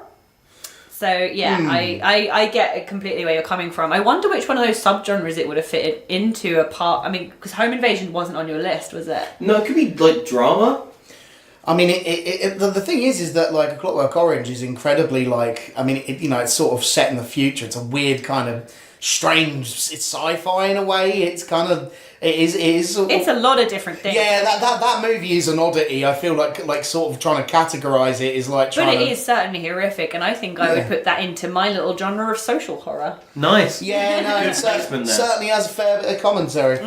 My next one is from Carol Bode at Behind Blue Ice, who says, oh no, that's Carl Bode, not Carol. Yeah, who says, it evokes emotion, a basic survival need built into our DNA. The fight or flight trigger isn't something we usually can control. Adrenaline can either save us or kill us depending on your training. Can't get much more horror than that. And yeah, no, trying to like get that adrenaline response obviously is a big part of it. But for me, that's also a thing in thrillers. So I do agree with you, but it like I would have to say that the other things get the adrenaline going, but it certainly the fight or flight response is a good point though. It's trying to convince trying to trick your brain into thinking you're about to die, because we enjoy that, don't we? Yeah. I'm just going to get through a few on here as well. So we got Living Vicariously. This is a really interesting question. I'd say yes. If the movie is supposed to scare the audience, it is horror. I guess it depends on what the movie is trying to do with the story. Yeah. I suppose, like you say, like if it is intended to do with horror, then it will have that aesthetic around it to show us that it is horror film. Next, we've got Podcast at Podcast. Seemingly normal people put in horrific situations. To me, that creates a horror movie. So I suppose that must be their favourite horror movie. And we got 5-word horror reviews at 5-word horror reviews. Horror is all about the ambience. No matter how many jump scares you put in, I'm in a movie. I won't call it horror unless the mood is there. Yeah, that's central for me. Absolutely central. Mood and also intent. As someone in one of the previous comments mentioned, it's what the director kind of just says it is, and decides they want it to be and what they shape out of that intent, Obviously, that has to be communicated in an effective way. Yeah, exactly. That's the mood part of it, I guess. No, for sure. My next comment is from GZDude13 at GZDude13, and they said a good horror movie book story can build a world and a character that the horror fan can put him or herself into. The protagonists are put in a creepy situation that the fan can step into as well. When scary stuff goes down, the fan can now be better suited to feel the fear. Yeah, no, for sure. That having the relatable protagonist is definitely definitely important, especially in certain kinds of stories. For Yeah, like they've defined it. They're saying a good horror movie. Yes, So, no, in a good one. Should I do a few of mine? Yeah, Should go I do a for few it. of mine? Right, I will start off with Just D at DRog1975, who says, I think an element of dread is always good for horror. Absolutely, it's pretty central, I'd say. My next one is from Alex Scott Samuel at A Samuel Feature, who says, when you have characters that are developed, at least enough, kind of like your previous comment, Ruby, that you can invest your emotions in, again, as well as they also display some growth. And decent acting doesn't hurt. Not horror, but look at Copland, a mediocre story and film, but the casting makes the flick. Sure. Fucking love Copland. Go on, Sylvester Stallone. I have not seen Copland, and I'll do one more for now, which is a very simple response from Linda Crew at Cruel1, who says, yes, the scare factor, which I think we can all agree on that. Absolutely. Yeah, I think I agree with a lot of these. I think again it's important to reiterate the difference between what makes a horror and what makes a horror scary. Yes. So I think that is a very, it's definitely something it's a very subtle distinction. But it is important for sure. Yeah, and I think a lot of these are probably thinking more about what makes a horror scary, which I totally understand. When I started doing my research, I went totally down that rabbit hole before, for an hour before I realised, wait a minute, this isn't really the question that I was going to answer. So I totally get it. Yeah. But yeah, that's definitely something we'll do in the future. Yeah, no, well, it has to be, doesn't it? And next we have from our very fucking good friend Beth, who you've all heard on the show. Yeah. Oh, she actually responded. She has responded and she's been part of it. That's fucking awesome. Everyone go and add her because she's a member of the Let's Watch Horror family. Yes. And that you can add her at Beth Pamela 92. Cool. Now she's used Robbie's favourite word. I reckon it's subjective. Boo. No, I'm joking. I reckon it's subjective to the individual watching. As long as it gives you that creepy goosebumpy feeling, it's done the job. I want to be creeped out for days after a good horror movie. And she's put hashtag still thinking about Hereditary. Yeah. Which, that is, to me, one of the truest forms of horror. The epitome. If you're thinking about what makes a film scary, just watch that film. We all had that kind of same response to that movie about the same time, didn't we? It was we all three of us, when we were talking about it, after we'd all seen it, were just like, mate, that's a fucking horror movie. It felt like a proper horror movie done in so if I wanted to be all elitist about it and be all up on my little high horse of better opinions, I'd say if you wanted a pure example of horror, just stick Hereditary on and get educated, you tart. And my next one is Richard Lee O'Donnell at Richie Lee OD. I'm maybe but leaning to the yes, much the same theory as Freddy's Muse. Doesn't have to give me a jump scare or contain any supernatural elements. Actions that leave you feeling horrified, disgusted, twisted and sick can fall into the genre. And he talked about American Psycho, which I think American Psycho is one that definitely borders the line. Yeah, definitely. Yeah, no, I agree. So my next one's from Mark A. Dressler at MadCadZ. And they've just said, yes, if the intent of the piece was to scare the audience, then it is horror. And there's different parts of me are leaning towards different views, but there is definitely that part of me that thinks that with horror, almost the only rule is there is no rules kind of thing. Apart from that very simple thing of if the intent is to scare and if you feel scared, that. There is that part of me that thinks that's the only rule. I totally agree with you there. And my next one is from My Name is Manic at My Name is Manic01. They said, I think horror should make you think. For example, who is the killer?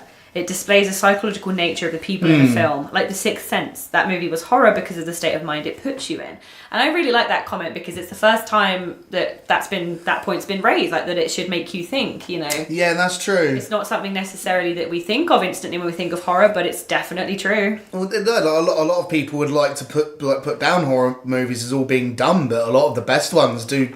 What do you do afterwards? You sit there and you fucking think about it. Yeah, you don't forget it in 5 minutes. No, precisely. If it's done its job properly. I'm gonna reel off a few of these while we're here. I've got one here from Troy Bradley at Red K1463, who says, I said yes because you need to have those adrenaline moments where you're calm, then all of a sudden there's that suspenseful moment. Something happens, boom, and then you have a brief, which I think you meant like a brief moment, to let the adrenaline fall before having another intense moment. That's why the classic's so well. So it's kind of like a tone thing he's getting at, where it's like there's sort of like peaks and troughs, and I mean, again, I would say that thrillers work in the same way, but yeah, I think there's something to be said about like the sheer intensity of the dread evoked, and yeah, I would agree that is a big part of a lot of the classics, as he said.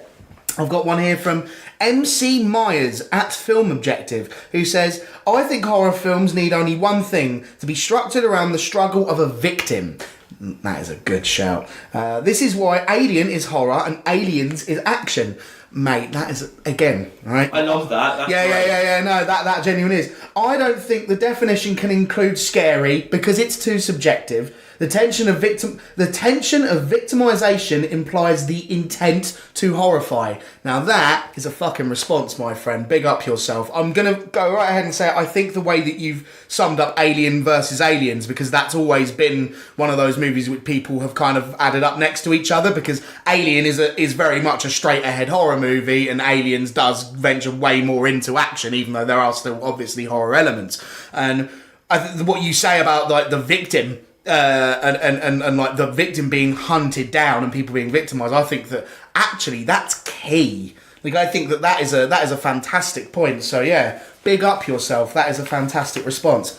And I'll read one more for now. And it's another one from the Ha Podcast at Ha Podcast, who says, I don't think gore is necessary for an effective horror film. Book of Monsters is a gore fest and fun, but I think The Others is a far scarier horror film.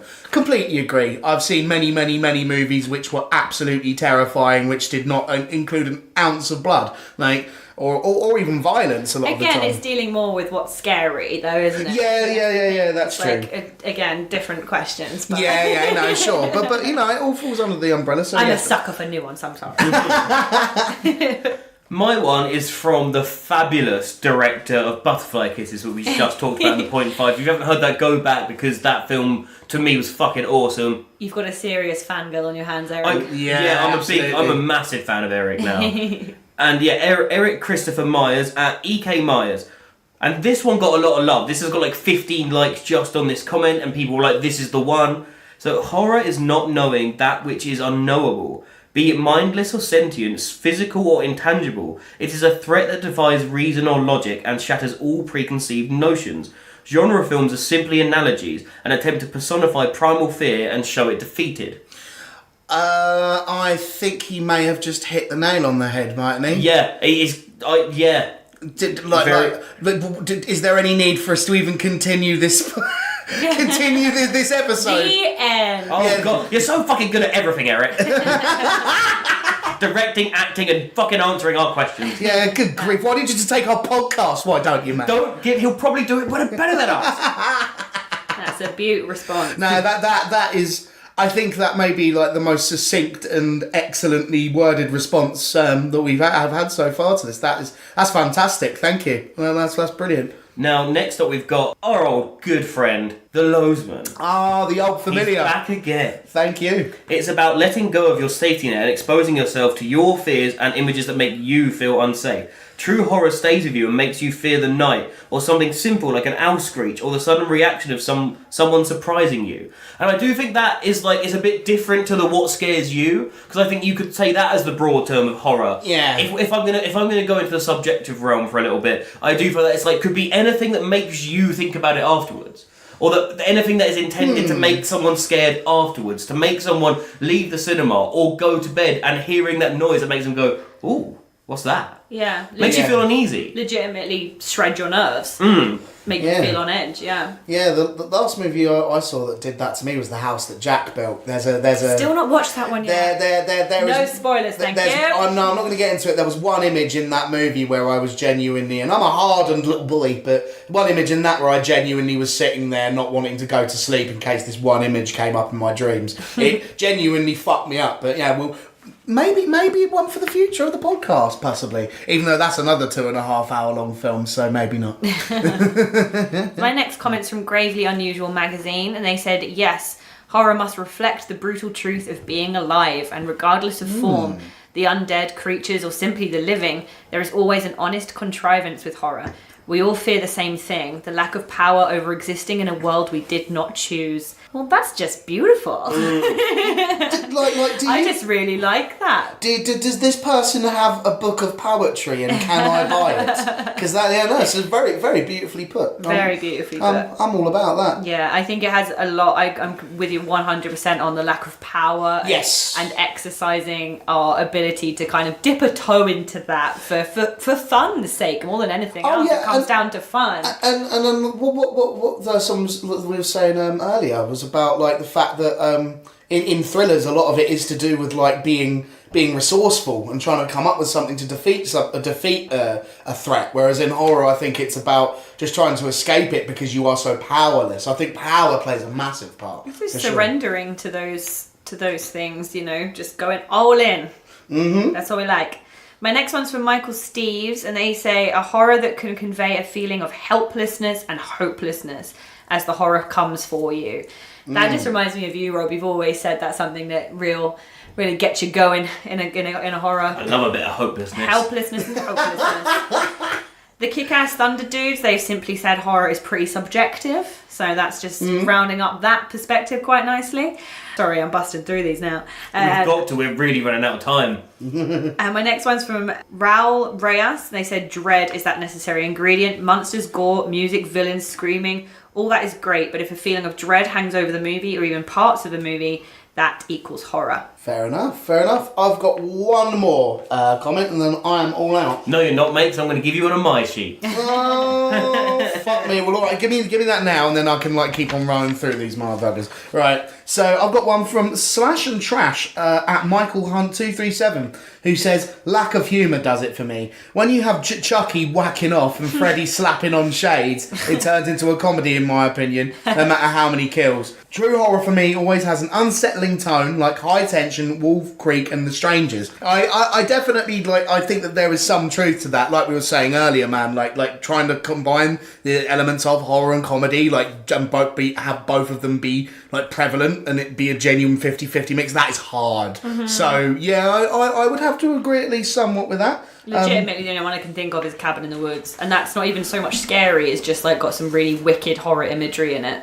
Okay, right. I've got another one here from Destination Desolation Productions at Andy Van Scoyot. They say, realism, not sensationalism. Guys with chainsaws, machetes, and back from the dead just aren't scary. People capable of real acts of torture is horror. Fair enough. Again, I think that's about what things you find scary. But if that's your definition, that's your definition. I've got another one from Blackheart Eurydice, which is a fantastic metal band sounding name. I must at Pure Blackheart, who says psychological horror that plays on the mind is true horror for me. Blood and gore do nothing for me. Which, yeah, I mean, but blood and gore can have some splatter movies that certainly fit within the horror. But again, it's about things that scare you rather than what things constitute as horror. But if that's what constitutes as horror for you, then fair enough. I've got 3 left, so I'm going to go for them now. Sweet. So we've got Ploymers Peter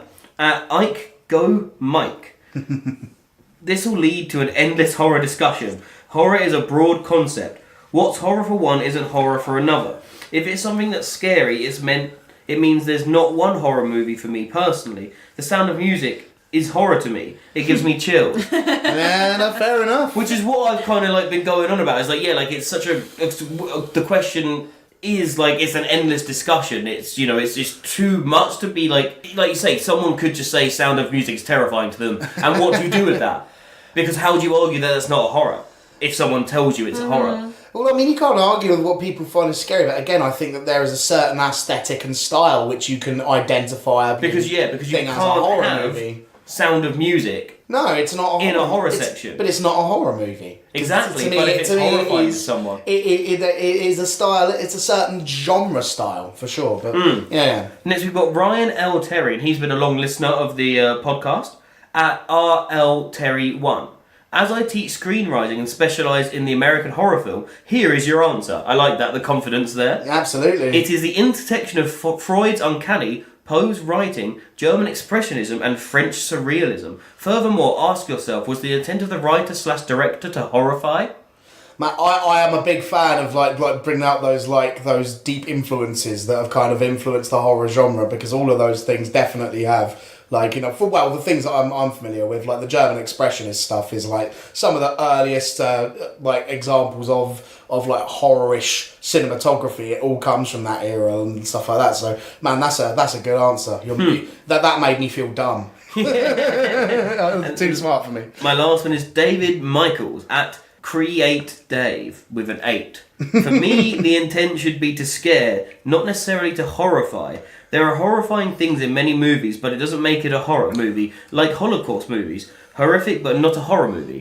Which, yeah, that is another big thing, is Holocaust movies, some of the most horrifying movies in the world, yet it almost would be deemed as offensive if you put them in the horror section. Well, yeah, exactly. Yeah, I mean, a lot of people had issues with Dead Snow. That's Exactly. not even a Holocaust movie, it's a Nazi movie, but yeah, close if you enough. put something like, say, like I don't know, like Pianist in the horror section, that people like that almost feels like if you put that in the horror section, that's taking the piss out of it. Yeah, Even though it's not, but some films that's more horrific than Sound of Music. If someone was to argue that Sound of Music is a horror, but not say that Pianist is, it's a really tough thing. Yeah. Absolutely. So my last comment's from Nikki Zombie Queen, and they say atmosphere, followed by sound design for those applicable, and the atmosphere created in a horror movie / game / book that is paramount to bringing everything together, in my opinion. Yes. So yeah, that I think everyone there has very nicely summed up everything we sort of already were getting at, you know, so wicked. Nice Big job. up yourselves. Go on, guys. So thank you for everyone that was involved in that Thank debate. you. It's been great, and I think to the conclusion, which you guys will both agree with, is if you want to know what makes a horror film a horror, go into your local your film store and just go over to the horror genre section, and that's all you need to know. That's it. Let's do it all business-wise, straight down the line, numbers game. Yeah, take the production company's word for it. Yeah, take imagination out of it and just go into your shop and just go and find out what it is. Don't think about it for yourself or question it. Just be a horror fan in your neat little demographic and take whatever the Hollywood feeds you. Exactly. And just eat it and don't think about it. Only go and see films in the cinema that have black or red all over them, and it's like, I don't know, Terry was a boy, but then Terry died, or something like that, and then only go and see those films, and then you'll know. It's simple to me. You just reminded me of the trailer for The Unborn. Do you remember that? It wants to be born now. His name was Jambi. I think. Something like that. Fuck that movie. So yeah, thank you for everyone that was part of that again. Cheers. And hopefully you will be round for the next one. I should bloody well hope so. Now the next episode is a Point 5 production, and this one is called Hunter. And from the looks of it, it looks like a vampire movie. All right. No, sweet. Sweet. I can get down. And the comment of the episode is on Podbean, which is Lone Dreamer 551. Just discovered your podcast before a road trip. Perfect timing. I'm loving it so far. Your banter is fun, and I love hearing your thoughts on these. The audio can be a bit rough at times, going from very quiet to very loud.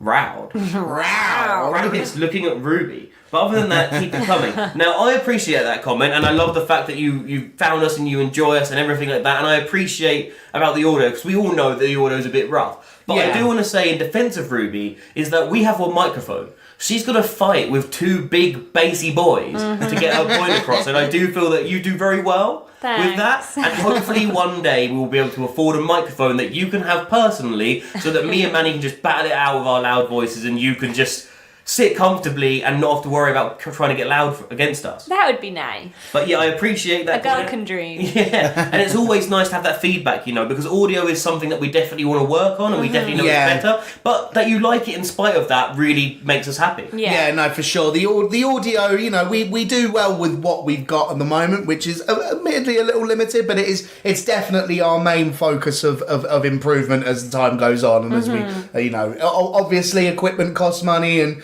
all this kinds of things, but we're working on it. Thank you very much for that comment. We love constructive. We hate constrictive criticism. We love constructive criticism. That's perfect. Now, if you missed your chance to be a part of this debate, don't worry, because there'll be one coming soon, and that's at Watch Horror Pod. Also, there'll be all the previews for it, and pictures and everything on our Instagram and Facebook, which are... at Let's Watch Horror Pod. Yep, and if you want to get in touch with us directly, or if you've got a film that you want reviewed by us, email us at letswatchhorror@gmail.com. Once again, thank you to Darren Musgrove for our amazing photos. And You gotta stop. I'm not going to stop. I want to say thanks. Yes. I want to say thanks for important things people have done for us. I'm going to say it again. Thank you, Darren Musgrove. See, look what you've done. The episode will be finished now, Rue. But because you made a comment, look where we are. I'm going to start again. Thank you once again to Darren Musgrove for our amazing photos and to Tommy Musgrove for our amazing artwork. No, thank you. See you next time. Goodbye. Love you guys. Bye-bye.